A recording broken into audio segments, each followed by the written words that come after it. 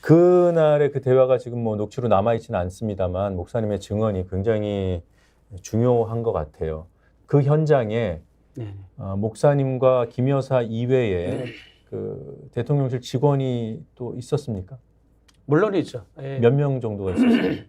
항상 두 분이 여비서 두 분이 예, 근무하고 있고 가까이에서 거의 뭐 여사를 수발 들어주는 거의 수행비서 역할하는 분들이 자기들 책상이 두 개가 있고 네. 양쪽에 여사 등 뒤에 항상 이렇게 집무실 책상이 그 비서 책상들이 있어서 예. 네, 그분들이 다 들으셨죠. 네. 네. 그 정도 민감한 인사청탁 전화가 맞다면 외부인을 접견하고 있을 때는 전화를 바꿔주지 않을 가능성이 있을 텐데 거침없던가요? 바꿔주는 게 아니라 여사의 핸드폰으로 전화가 직접 왔어요. 전화가 온 거예요? 그렇죠. 네. 저렇게 마주보고 얘기하는데 전화가 오니까 그냥 자연스럽게 받으셨는데 하여튼 나가서 전화를 통화하고 오시거나 그냥 손님과 접견 중이니까 나중에 통화하자 이게 아니고 그냥 너무 편안하게 하는데 엿들은 건 아니고 그냥 들리니까 들리기 전에 바로 지근거리에서 통화를 하니까 그래서 그게 저는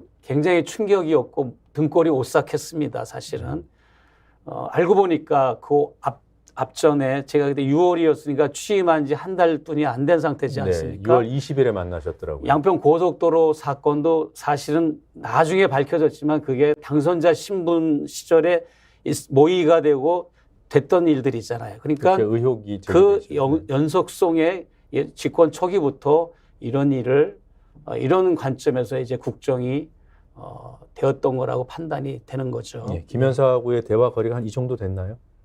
그렇죠. 뭐 여기 앉으셨다면 나 요 정도. 예, 그러니까 네. 뭐 네. 그리고 금융위원이라는 단어를 명확히 들으신 거고요. 네, 그걸 들었고요. 또 여사도 약간은 뭐 제가 했으니까 조심하시니까 뭐 내가 그 후에 이야기는 못 들었겠죠. 네. 정확하게 기억은 납니다. 메모한 것도 못 보셨고. 메모는 이제 등 뒤에 가서 이제 비서 책상에서 메모를 하시니까 그걸 내가 이렇게 엿보거나 그럴 생각도 없었고. 네. 그러나 이제 그 들은 것만으로도 충분히 그분의 역할이 어떤 의도였는지가 다 감지가 되죠. 제가 민감하고 예민하니까. 예, 알겠습니다. 지금 그래서 심각하게 받아들여졌습니다. 여기까지는 이제 현장에서 목격하신 분의 증언이고요. 이걸 가지고 그 당시의 상황을 좀 분석하고 유추를 해볼 필요가 있을 것 같아요. 그때 금융위원 뭐 인사 대상이 있었습니까? 제가 이 제보를 처음 받았을 때 이게 이제 카카오톡이 있고 몰카 촬영 영상이 있는 거잖아요. 네. 그냥 이거 이렇게 보여주면 되는 거고 잘 편집해서 네. 기자로서 제가 할 수 있는 역할은 이거를 한번 취재해봐야겠다. 금융위원이 이게 누구였는지 그 당시에 이제 그 새로 임명된 사람들이 있을 수 있고 하잖아요. 네. 그래서 네. 이걸 취재해봐야겠다라고 생각을 했는데 목사님께 계속 여쭤봤는데 이름이 없더라고요. 네. 그래 목사님이 좀 들은 이름이 있으면 그걸 가지고 취재를 들어가서 이 사람이 그 당시에 그 임명이 됐고 뭐 이런 것들을 좀 그 기관을 통해서 다른 사이드로 나오는 이런 부분을 좀 취재해 보려고 했는데 지금 말씀하신 것처럼 그 이후에 임명된 사람들이 있죠. 그 금융위원장 김주현 위원장인가요? 그리고 9월에도 또 금융위원이 한 명 상임위원이 바뀌었습니다. 네. 바뀌었으니까.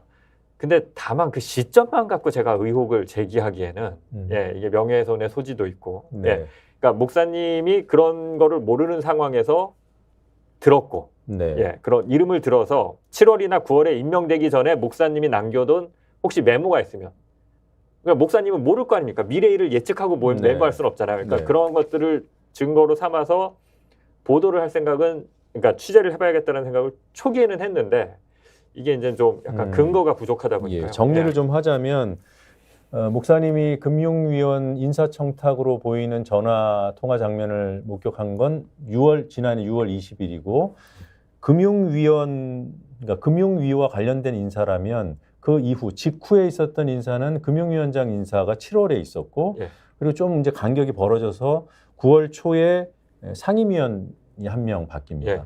그리고 또 한 가지 좀 체크해봐야 될 것이 금융위원, 금통위원 이게 좀 일반인들 입장에서 좀 비슷해요. 금융통화위원회 또 금융위원회가 있잖아요. 금통위원도 7월에 한 분이 바뀐 분이 있어요. 그런 부분들을 한번 취재해 볼 여지는 있겠지만 아직은 인사청탁으로 의심되는 전화를 직접 들으신 그 증언만 있는 상황. 그렇죠? 예. 이 정도로. 현장감 있는 워딩을 제가 다시 한번 묘사를 하자면 네. 제가 왜 나머지 그 워딩을 기억을 못하고 있는가 하면 그것을 엿들으려는 거는 아니었습니다. 네. 그런데 그 여사의 어투와 스타일, 그 전화로 받고 뭔가 대화하는 그거를 볼 때 이거는 그냥 인사를 좌지우지하고 거의 뭐 개입을 하는 정도의 포지션으로 대화를 하고 그런 위치라는 것이 느껴졌기 때문에 심각한 걸 받아들여진 거죠. 네. 네. 제가 엿들으려고 엿들으려는 것도 아니었으니까. 예, 알겠습니다. 자, 6월에 첫 번째 접견이 이루어지고 두 번째 9월 접견이 이루어지는 그 사이에도 또 다른 선물을 이제 전달을 하셨더라고요. 어떤 선물들이었습니까? 뭐 간간히 시간 날 때마다 제가 이제 한국에 체류할 때 뭐 네. 이렇게 뭐 책도 선물하고 네. 또 뭐 술도 있었더라고요. 예, 술도 이렇게 선물하고 윤 대통령의 술 좋아하시니까 뭐 이제 술 드시라고 이렇게 전해준 적도 있었죠. 네. 그리고 보니까 뭐 점퍼 이런 중저가 그거는 전해드리려고 했는데 그건 맞습니다. 그거는 사실 이제 서민이 입는 뭐 이렇게 후드티나 슬리퍼 이런 것도 있고 뭐 나오고 그러지 않습니까? 예. 그리고 처음으로 공개된 당선 이후 첫 공개된 장면이 이렇게 그 경호견과 함께 뭐 이렇게 찍은 사진도 네, 후드티 입고 예, 언론에 보도되기 전에 저한테 가장 먼저 보내주셨어요. 그 사진도. 그래서 이런 거 좋아하시나 보다 하고 후드티, 네. 뭐 이제 다운 점퍼, 그다음에 뭐 머플러, 뭐 마스크 세트, 뭐 이렇게 해가지고 소소한 거 제가 이렇게 골라가지고 그것도 이제 이런 게 있다. 이게 선인장으로 된 비건 뭐 이렇게 백 조그마한 거 이제 핸드백도 있고 그래서 이제 사진을 찍어 보내드렸는데 답이 없었군요. 반응이 없으셨는데 뭐 바빠서 그렇겠죠. 난 뭐 악의적인 거라고 보고 싶지는 않고 네. 그거를 이렇게 너무 악의적으로 해석하는 거는 저는 원치는 않습니다. 그러니까 바쁘고 여사의 업무가 있으니까 다 어떻게 내가 뭐 이렇게 하는 거를 다 대응할 수 있겠어요. 네. 그래 중요한 것은 오늘 이제 본질이 자꾸 이렇게 패싱돼가지고 내가 짚고 넘어가는 건데 제가 여사를 1차 접견할 때도 선물을 드렸고 2차 접견할 때도 선물을 드렸고요. 네. 물론 여기서도 언급을 한 걸 알지만 더 사람들이 인지를 못하니까 이게 함정 취재라는 그러니까 선물이라고 하는 것은 주는 사람 마음대로 주는 사람이 중점이 아니라 받는 사람이 좋아야 되고 받는 사람이 기뻐야 되잖아요. 네. 그래서 이런 선물을 가지고 들어갑니다라고 인지하시도록 선물 사진을 카톡으로 먼저 보내드렸다는 게 중요합니다. 네. 보내드렸고 1차도 보내드렸고 2차도 보내드렸고 그런데 정상적인 사람이나 그냥 평범한 인식을 가치관을 가지고 있는 분들은 아유 목사님이 무슨 이런 선물을 가져오십니까?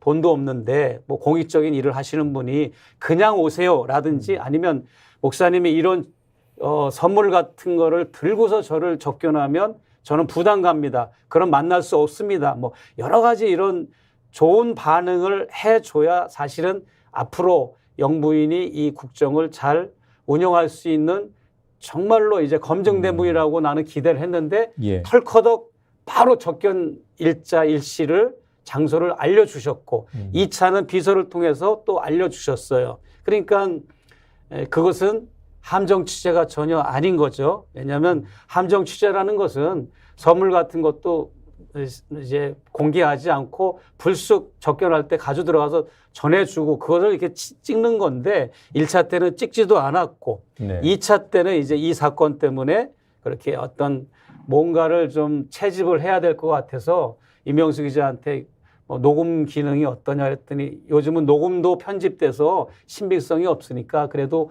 카메라 촬영이 좋겠습니다. 그러더라고요. 그래서 카메라 촬영 기구를 그러면 알아봐라 그랬더니 여러 가지가 있더라고요. 안경 몰카도 있고 뭐 손목시계도 있고 뭐 만년필도 있고 다양한데 제가 뭐 FBI 요원도 아니고 무슨 스파이도 아니고 좀 그렇더라고요. 목회자와 몰래 카메라라는 거는 매칭이 안 되잖아요. 그래서 예. 제가 그냥 자연스럽게 손목시계, 전자 손목시계에 뭐 카메라 기능이 있는 거로 하나 좀 마련해 달라 해서 그거를 차고 들어간 겁니다. 예. 경호원들도 아마 그냥 평범한 시계인 줄 알고 들여보냈겠죠. 네, 그렇게 봅니다. 네. 네. 목사님 말씀 들어보면은 저는 뭐 본질이 잘 전달되고 있다고 판단하고 있고요. 이제 여러 정보를 취합해서 결국 판단을 내리는 거니까 예, 예. 카톡에 사진을 먼저 올리는 것도 해석은 두 가지로 될 수 있을 것 같았어요. 제 개인적으로는 지금 말씀하신 대로 선물이라는 것은 주는 사람 받는 사람 마음이 통해야 이루어지는 거니까 먼저 밝히는 것이 예의이겠다. 네, 또는 그게 선행돼야 되겠다. 그러면요. 현장에서 뭐 만날 때도 이거 사왔는데요 하고 이제 보여주고 안 받으면 또 갖고 와야 되는 거니까. 그렇죠. 그런 행동으로 이해가 되면서도 또 한편으로는 목사님도 이제 비슷한 말씀을 해주셔서 드는 생각인데 이걸 받을까 안 받을까? 이걸 한번 테스트해보고 싶은. 테스트라는 것보다도 네. 이제 이 일이 지나고 나서 제가 이제 그런 생각을 했죠. 그건 사실은. 사후에 하게 된 생각이십니다. 알겠습니다. 지금 말씀해 주신 대로 카톡에 먼저 선물 사진을 올리고 여사의 반응에 따라서 전달하기도 때로는 포기하기도 그렇게 하신 거예요? 싫으면 싫다고 또 저는 이런 거 싫어합니다라고 멘트를 하셨을 거고 네. 만약에 또 강직하고 뭐 이런 청렴한 분이라면 이런 거 가져 들어오지 마시고 그냥 순수하게 빈손으로 오세요. 뭐 이렇게 멘트를 하실 텐데 그게 아니라 이제 바로 접견 일정을 네, 날짜를 알겠습니다. 알려주셨으니까 이제 그래서 이제 저로서는 제3자 뭐 순수성이 있다고 봅니다. 예. 네. 그래서 제3자인 기자의 시각으로 봤을 때 카톡 사진 올리고 선물 사진 올리고 그러면 이제 유형별로 반응이 어떻게 다른가 이렇게 분석을 우리 장 기자가 했더라고요. 그 내용을 리포트로 보고 오겠습니다. 최재형 목사와 김건희 여사가 나눈 카카오톡 대화 내용입니다. 지난해 6월 17일 자정쯤 최 목사는 선물로 준비한 샤넬 쇼핑백 사진을 김건희 여사에게 보냈습니다. 그리고 0시 6분 티타임을 갖자고 제안했습니다. 1분 뒤에 온 김건희 여사의 단문. 주일은 꽉 차 있다며 월요일 오후 2시에 티타임을 갖자고 제안합니다. 김 여사의 제안대로 둘은 6월 22일 오후 2시에 코바나 컨텐츠에서 만났습니다. 디올 가방을 선물할 때도 상황은 비슷했습니다. 지난해 9월 7일 최 목사는 역시 선물로 준비한 디올 쇼핑백 사진을 찍어 김건희 여사에게 전송했습니다. 그리고 추석 인사를 하고 싶다며 언제가 좋을지 물어봤습니다. 이번엔 김건희 여사 대신 비서에게 답이 왔습니다. 5일 뒤인 9월 12일 비서가 먼저 인사를 건넨 뒤 여사님께서 잠깐 뵐 수 있는 시간을 내보겠다라고 말했다고 전합니다. 이 비서는 다음 날인 13일 오후 2시 반으로 면담 약속을 잡았습니다. 두 번의 명품 선물은 이런 과정을 거쳐 이뤄졌습니다. 그런데 최 목사가 명품만 선물한 건 아니었습니다. 지난해 10월 18일 최 목사는 가방과 오리털 점퍼, 스카프를 선물로 준비해 사진을 보냈습니다. 모두 비싸지 않은 제품들이었습니다. 수수한 옷도 입고 나오는 경우도 있어서 그 명품 외에도 일반적인 수수한 서민용의 의류나 이런 소지품들을 선물하면 뭐 좋아하지 않을까 해서. 그런데 김건희 여사는 아무런 대꾸를 하지 않았습니다. 5일 뒤인 23일 최 목사가 다시 만나자고 제안하자 김 여사는 네라고 짧게 답했을 뿐 면담 약속을 잡지 않았습니다. 이틀 뒤인 25일 최 목사는 다시 한번 코바나 컨텐츠에 들리겠다고 제안했지만 김건희 여사는 답을 하지 않았습니다. 결국 김 여사를 만날 수 없었던 최 목사는 준비한 선물들을 모두 인터넷 중고시장에 팔았습니다. 서민용 의류를 이제 구입해서 사진을 찍어서 보냈을 때는 아무 반응이 없을 때 명품 선호하는 분이 맞구나 그런 생각을 했고. 지난해 8월에는 30만 원 정도 하는 위스키를 취임 100일 선물로 준비해 코바나 컨텐츠에 맡기고 왔습니다.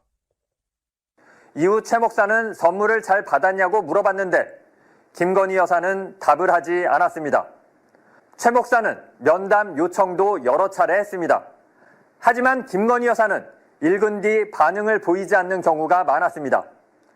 최 목사는 대통령 취임 이후 총 5차례 선물을 준비했고 10여 차례 면담 요청을 했습니다. 이 중 딱 2번 명품 선물을 준비했을 때만 김건희 여사와의 면담이 이루어졌습니다. 지금까지 장희수 기자입니다. 장 기자 분석은 면담 전에 명품을 제시했을 때만 면담이 이루어졌다. 뭐 공교로운 것일 수도 있는데 지금 장 기자는 이렇게 분석을 했습니다. 동의하십니까? 뭐 이제 동의하는 부분도 있고 기자의 이제 관점이니까 네. 뭐라고 그럴 수는 없지만 사실은 김 여사가 이제 저에게 여기는 지금 어수선하니까 여기 코바나 컨텐츠는 어수선하니까 관저에 새로 입주하면 사람을 모아서 제 이제 강연 특강을 주선한다고 그러셨어요. 네. 그래서 이제 약속을 자꾸 미루고 하시길래 제가 이제 언제 특강을 하실 거냐라는 차원에서 몇 번 이제 적기언을 확인하는 차원에서 했던 거고요. 그걸 네. 횟수로 뭐 10번이라고 그렇게 해서 거기에 또 이렇게 연결시키는 거는 조금은 다소 무리가 있을 것 같습니다. 예, 알겠습니다. 자, 9월에 지난해 9월에 이루어진 명품 핸드백 전달 그 장면이 이 몰카 영상으로 공개되면서 주목을 많이 끌었던 게 이번 사안입니다. 그래서 뭐 보기에 따라서는 일부 좀 자극적으로 이해하실 수도 있어서 오늘 이 총정리하는 개념의 특보에서는 그날의 장면을 뒤쪽으로 가급적 미루고 목사님과 또 장 기자와 얘기를 나누고 있습니다.